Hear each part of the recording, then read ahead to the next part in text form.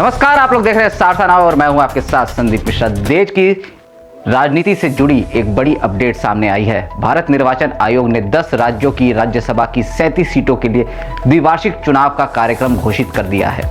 इन सीटों पर मतदान 16 मार्च 2026 को होगा और मतगणना भी उसी दिन कराई जाएगी। दरअसल ये 37 सीटें अप्रैल 2026 में खाली होने जा रही है, क्योंकि इन सीटों पर वर्तमान सांसदों का कार्यकाल पूरा हो रहा है। राज्यसभा में सदस्यों का कार्यकाल 6 साल का होता है और हर 2 साल में एक हिस्सा रिटायर होता है।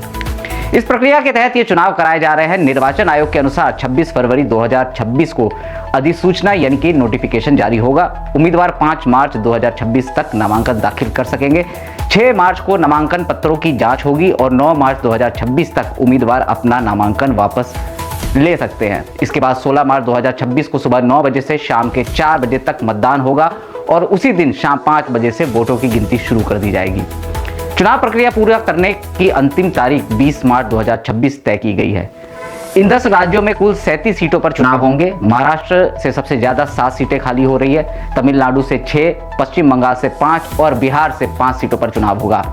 उड़ीसा में 4 सीटें, असम से 3 सीटें, जबकि छत्तीसगढ़, हरियाणा और तेलंगाना में 2-2 सीटों पर मतदान होगा। वहीं हिमाचल प्रदेश में 1 सीट पर चुनाव कराया जाएगा। यहाँ एक जरूरी बात समझना जरूरी है, राज्यसभा चुनाव आम जनता वोट नहीं देती है। राज्यसभा सांसदों का चुनाव राज्य विधानसभा के विधायक करते हैं। मतदान गुप्त मतदान के जरिए होता है और इसमें प्राथमिकता क्रम यानी प्रीफरेंशियल वोटिंग की प्रक्रिया लागू होती है।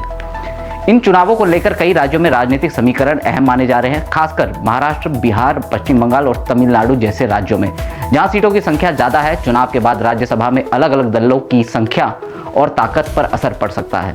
तो कुल मिलाकर 10 राज्यों की 37 राज्यसभा सीटों के लिए 16 मार्च 2026 को मतदान होगा और उसी दिन नतीजे भी घोषित कर दिए जाएंगे। हम इस चुनाव से जुड़ी हर बड़ी अपडेट पर नजर बनाए हुए हैं। आप भी बने रहिए हमारे साथ और देखते रहिए सारसा नाव। नमस्कार।